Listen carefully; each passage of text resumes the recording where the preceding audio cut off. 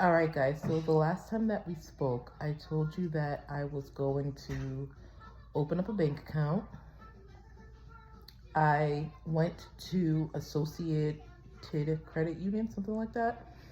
And I knew at first I wanted to open up a credit union because I've heard so many different things about opening up credit unions rather than traditional bank accounts. So I went to the bank to open up the bank account, and they said, hey, in order for you to open up a business account, you must first have a personal account, right? Because you need to be a member first. So we need to open up a checking account for you, checking and savings account, or just checking account, so that you can become a member of the credit union, and then we will open the business account. So the checking account, I think it was like $15. The total amount for checking and savings was like $30 to open up. So I'm like, okay, I'll do it. So we sit there now and we're getting ready to open up the checking account. So number one, I knew she was gonna ask for my NAICS code. Is it NAICS code? NAICS code? I think that's it, right? So it pretty much determines like the category that your business is in. When I filled out the application, I didn't realize that that was going to be on the application. So I actually had to Google to find out what my NAICS code was, my NAICS code. I think that's how you pronounce it. So word of advice to anyone going to fill out a business application, make sure you know your NAICS code. But here's the next thing. Once I Googled it and seen business consultant, they said no, it needs to be even like more specific than just business consultant. Like they were like, so what category, what type of business consultant are you going to do? It was like something like trucking. And in my head, I'm like, no, I want to stay as far away from the words of, I want to stay far away from words like trucking. So I did a quick Google search again, and the one that I came up with was administrative management and general business consultant. Something like that. I don't know. I Googled it and I was like, that's what it's going to be, because I didn't want nothing to be with, I didn't want nothing too specific. I wanted to be as broad as possible, just in case I wanted to, like, you know, just in case. And I didn't want it to be high risk. So that's the one that I ran with. So word of advice, know your NAICS code and know the subcategory for your business if needed. So mine was business consultant, but I needed to know the subcategory for it. The next thing, was there anything else that stumped me when I was filling it out? Oh, bring cash. They didn't accept cards when I was getting ready to open up the account. I had to go outside to the ATM, take out cash and give it to them. So I opened up the business account. They was like, I opened up the personal account, right? She sent my business paperwork over to the business department and said they would be following up with me in a couple business days. I get a phone call the next day, and they said, I'm sorry, we were unable to open up your business account. I'm like, well, why not? Because they can't open up a personal account for me in my personal name. Well, why not? Well, your check systems is frozen, and if your check systems is frozen, then we cannot open up a personal account for you because we cannot verify your identity. For those who don't know, check systems is similar to, like, let's say you have an Experian profile, and you know, whoever runs your Experian profile can see what you have listed, you know, who pulled your credit, who you owe, who you don't owe, whatever the case may be. It shows you your credit profile on Experian. Check systems is Experian, but for the banking system. So when they check your check systems, they see all the bank accounts that you had. They see who you owe money to with the bank account. So if you owe one bank money, You can't go run to a next bank trying to open up an account because they're going to see that you owe somebody else money. If you owe them money, why would I allow you to open up a bank account with me? Because then you're just going to owe me money too. If I'm not mistaken, that's what ChexSystems is. That's what I was told, at least. So my ChexSystems was frozen. Well, why was my ChexSystems frozen?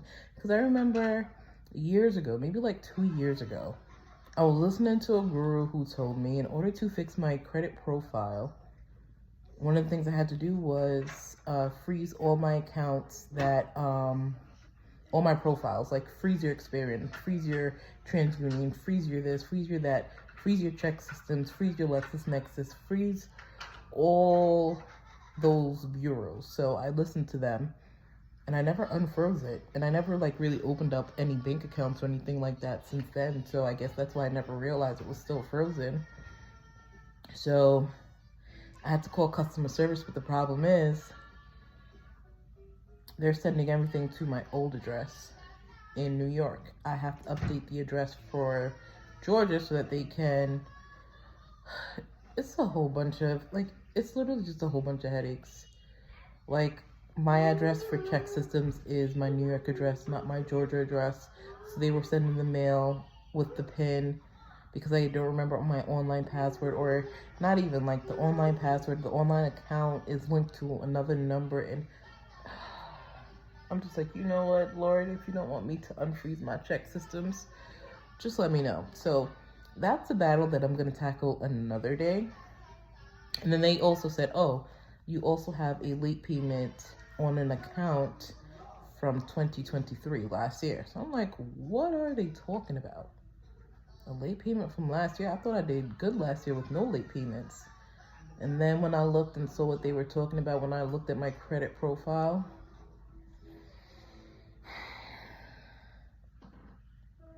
I indeed did have a late account on. It was a personal loan that I had taken out that I had forgotten about in a way, and I had a late payment from 2013, and I'm like, are you serious? And I think it was like 90 days past due because it was one of those things where it's like, oh, I thought I paid it, but I never paid it type of thing.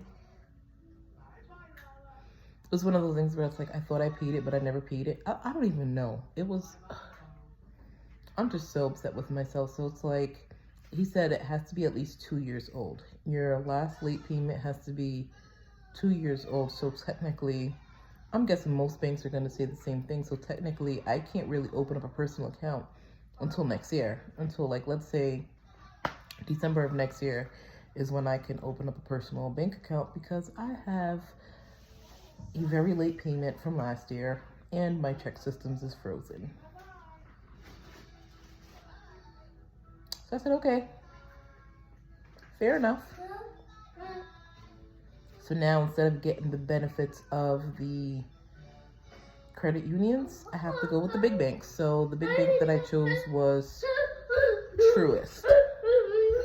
That's the bank that I went to finally today, after days and days and days. Like, I think maybe like a week had passed since I went to the other bank. Like, I should have been quicker than a week, but it took me like a week in order to do it. And I finally went to Truist yesterday. The reason why I chose Truist is because a lot of the internet gurus, again, they're like, you can get like $50,000 from Truist for your business, no doc loans and things like that, which means you don't need any documents, you don't need any income or whatever the case may be. But of course, in order to qualify for all that, you need like a 750 credit.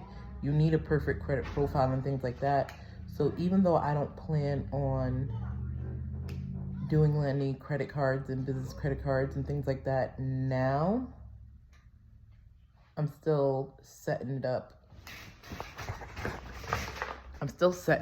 And getting Truist from now to prepare for the future. So one second.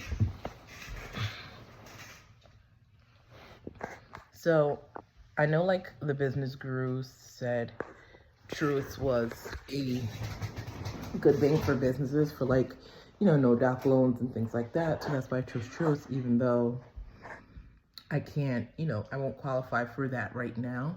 But I'm just like setting it up, making sure I have it, making sure I have relationships with them and things like that from now, so that when next year comes and my credit is better and I unfreeze my check systems and all that,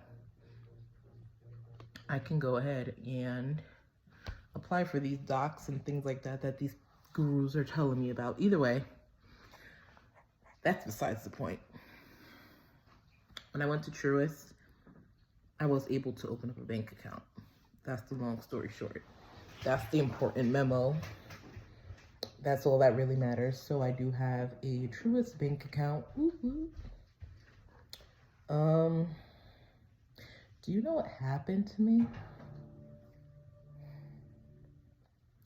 So, since the last time we spoke, I done quit 2 nursing jobs, 2 very good hospitals actually.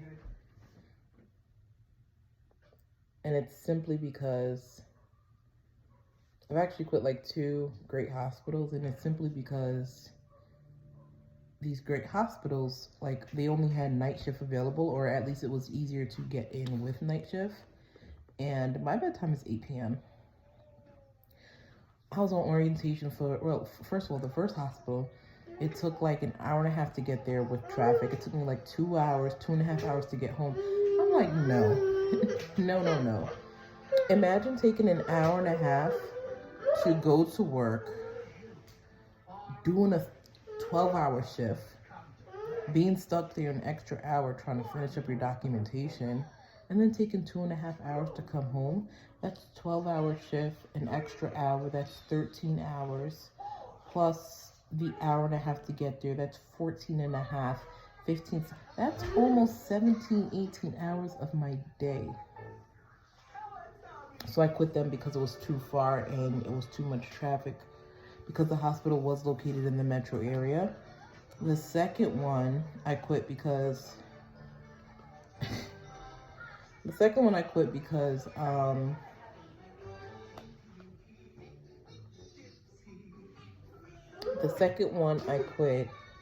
it was night shift, and I did my orientation, and I kid you not, the 4 nights that I did on orientation, I was asleep during the shift more than I was awake.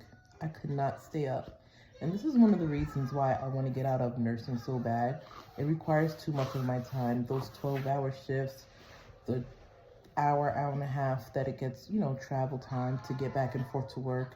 You're stuck at work an extra hour and a half, just finishing up on your documentation. You never leave on time.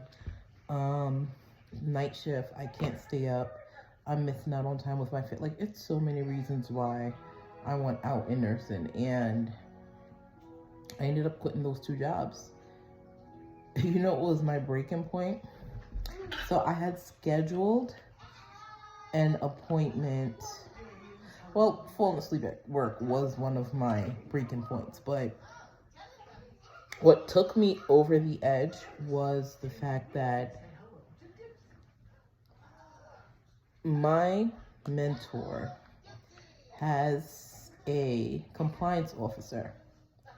With that compliance officer, she pretty much sets up the program, like the least known program that you can do with Amazon Relay. So Amazon Relay, you must have an authority for 180 days. That's 6 months before you can work with Amazon Relay. You must have active insurance on your authority for 180 days. Let me say that. All right? You can't have an authority for 6 months, get insurance today, and think Amazon Relay is going to allow you to work. No.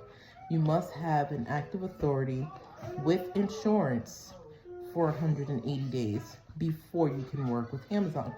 Who wants to wait 6 months before they can work with Amazon? Nobody. So going to my mentor's mastermind allowed you to get access to a lot of benefits. One of the benefits was the fact that now, because you attended his mastermind, because you paid for that service, he's going to allow you to partner with one of his business partners, lease on with them since their authority is more than 6 months old. So you'd pretty much be leased on to them so that you can work Amazon Relay with your business under their authority until yours becomes 6 months of age. Get it? So it's a whole process with this whole leasing on thing, and his compliance officer, I think, deals with all of that, right? And I think one of the reasons why she deals with all that as well is because she's the one that creates the authority, right? His compliance officer creates the authority. You know, you pay, I think, $600-700, and she'll create your trucking company authority for you so that there's no mistakes and things like that.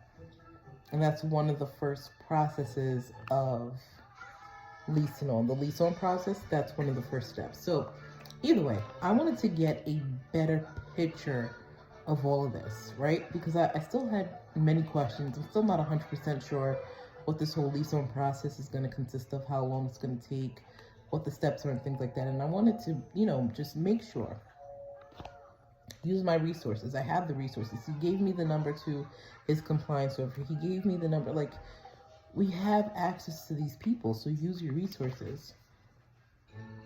I booked an appointment for $100 to speak with her for 30 minutes. It was for 12 p.m., 1 hour behind Eastern time.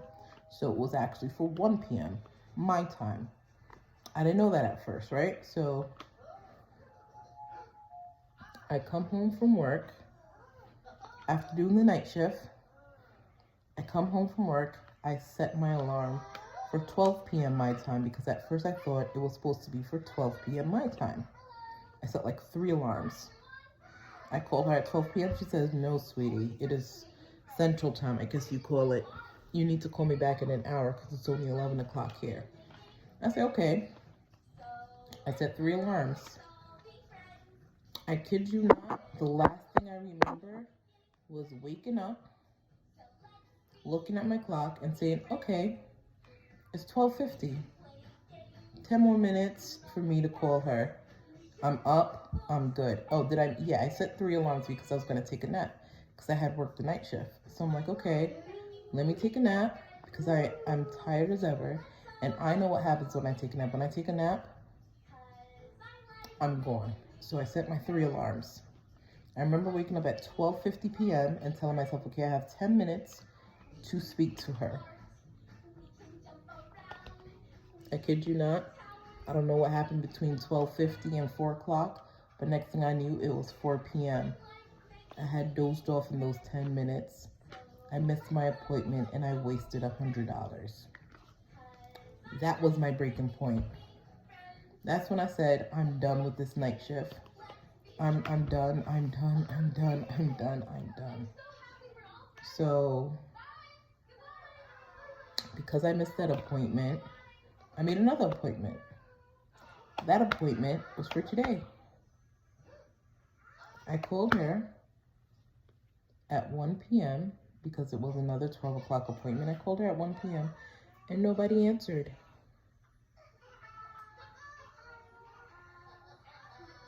So I sent her a message on Instagram and I screenshotted my appointment time to let her know, like, okay, hey, I called, I left a voicemail, I didn't get anything back, and we'll pretty much figure that out. More than likely, she'll allow me to reschedule or something like that. Either way, I'm just like, why? I just want to know the proper way to conduct my business. I just want my questions answered. Why are there so many obstacles? Like, it was supposed to be an easy, smooth transition into Amazon Relay. Now, here's the thing. Don't get me wrong. These obstacles that I'm facing right now are little mini obstacles. If these are the hardest obstacles that I have to face my entire Amazon Relay journey, I'm fine with it. You see what I'm saying? But it's just the fact that it's like, really? Either way, I know the first thing I have to do is get my authority. So that's what I'm going to accomplish before next Friday, because that is going to take 21 business days. It takes 21 business days to get your authority set up. Quite frankly, I should have been started it. Procrastination at its worst. This is one of the differences between when I went to college and starting a business. Nursery school was hard. It was very difficult, but one of the things that I did very well was I followed direction very well. So when they said, okay, get up, go to class, I got up, I went to class. When they said, okay, this is your assignment, it has to be due by this day, I did it by the due date, even if it meant staying up till 12 o'clock in the morning. Like, I did the 4 years, I did what I was supposed to do, and I did it on time. But now, with running a business, you can procrastinate. You can procrastinate. Like, you're not gonna get kicked out of school if you procrastinate. Like, you know what I'm saying? Unlike mental school, like, no one can kick you out, no one can fail you, no one can. But that's the thing, you have to have discipline now in a different way when you're a business owner. Because why is it that I took the class February 27th? Why is it that it is April 2nd and I haven't started the authority? It takes 21 business days. It's the longest part of the process. Why would you not have started it already? Quite frankly, you should have started it from March 1st. It would have been done by now. I would have had my authority by now. My 6 months of having an authority with an insurance would have started this month. But I'm going to do it either this week or next week. We're going to start the 21-day countdown. And once the 21-day countdown is finished, then what's next after that? After the 21-day countdown is finished and I have my authority, insurance. I got to put insurance on my authority. Something like that. And then I have to make a consultation. Like, I really have to speak to her. Like, I have to make a consultation with her because it's like, okay, I need to start the lease on process so that you can hook me up with your people. But what else is going on? Oh, remember my email.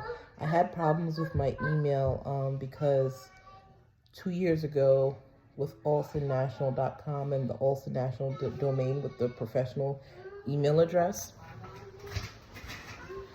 I had went to Wix.com originally, and I hadn't remembered that I had went to Wix.com. So now that everything has expired, and I'm like, okay, I want a professional business email, and I want it to be at alstonnational.com, support at alstonnational.com. They told me that I have to prove that the domain belonged to me because Wix, whatever. So because I went to Wix the first time, Wix had control over that domain that I owned. So when I went to GoDaddy, they were like, oh, you need to go to Wix and let them and prove that you, whatever. I figured it out. Not that I figured it out, but I called customer service one day. It got nowhere. I called them a second day, and whoever I spoke to that second time, by the grace of God, he literally held my hand and made sure it was fixed. So now it's official. My email address is support at alstonnational.com. Professional. And my website is going to be www.alstonnational.com. So one of the next things that I'm working on this week as well is getting a logo and a website. I'm using Fiverr.com to get my logo, and then I'm going to use Fiverr.com to find someone to create my website. Something simple, about us, home screen, contact. That's pretty much it, because I don't really have any services or anything like that now. It's just follow me on social media. That's it. That's what my website is for. I just want people to know that this website exists, it's professional, and this is how you can follow me. And that's pretty much it for now until I start having services. Not sure what type of services I want to have yet, but can't wait to get there. What else is there? What else is there? Don't mind the Teletubbies in the background, but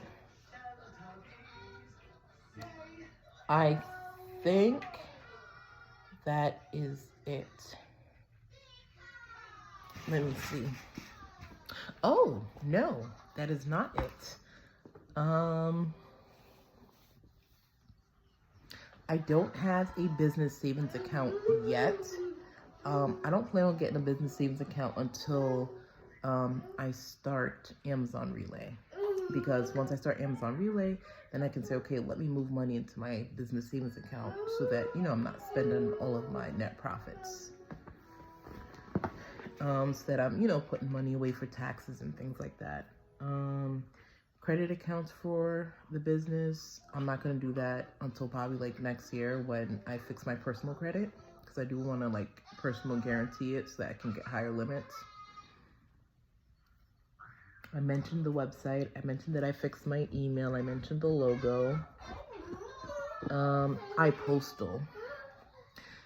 My business address is a virtual address. I went to iPostal.com to get a virtual address so that people, you know, I'm not going to use my personal address because I don't want you to know where I live. If you Google Alston National LLC, I don't want you to see, okay, the business address is my address, and next thing you know, you're coming knocking at my door if we got any problems. You know what I'm saying? God forbid. So I chose a virtual address, and they want me to, like, when you choose a virtual address, like, you have to fill out a paper that pretty much says, like, I give them permission to accept my mail or something like that. And every time I try to do it, I don't have my ID on me. I left my ID in the car. I don't have the proof of like, the IDs to prove, because I usually use, like, my passport. My passport is in New York right now because I accidentally left it in my boyfriend's car, like. So I had to print out my lease, right? And then over the weekend, the leasing office was closed, and that's where the printer and the computer is. So I couldn't do it over the weekend. So I finally got to do it on Monday. I have a copy of my lease, and I was actually gonna do it before I made this video. My ID is in the car, and I'm not going to the car. It's 8 o'clock at 9 o'clock at night. We're just gonna do it in the morning. And phone.com, that's where I got my professional phone number from. So one thing I did with that phone.com was all the calls now that come into, like, when they call my business phone number, it's automatically going to come to my phone.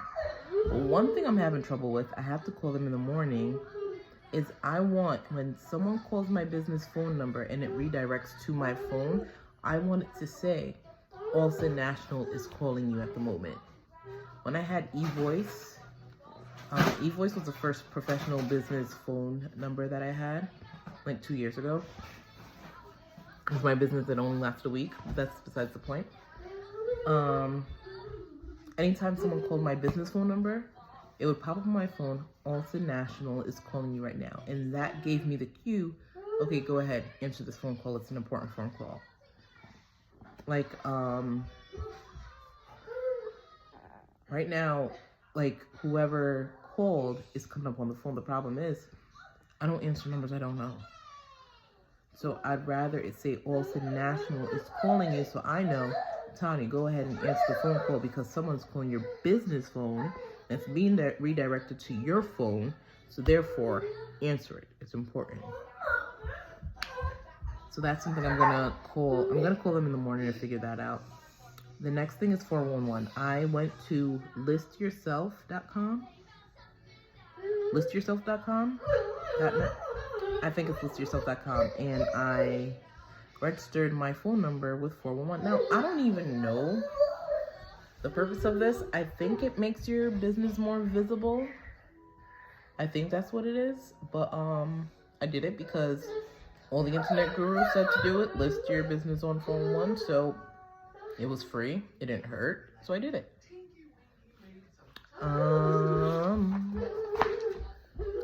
What else is there? I'm waiting for my business debit cards to come in the mail.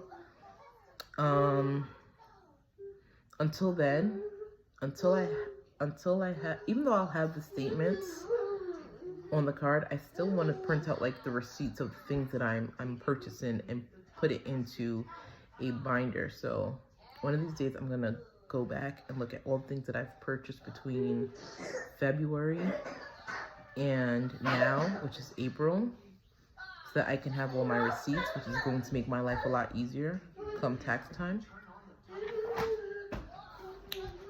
And now I think I'm done. All right, so next time we speak, I would have a business logo, the website. I will update the stuff with Call.com. And that's pretty much it. Those will be my updates for the next video. Until then,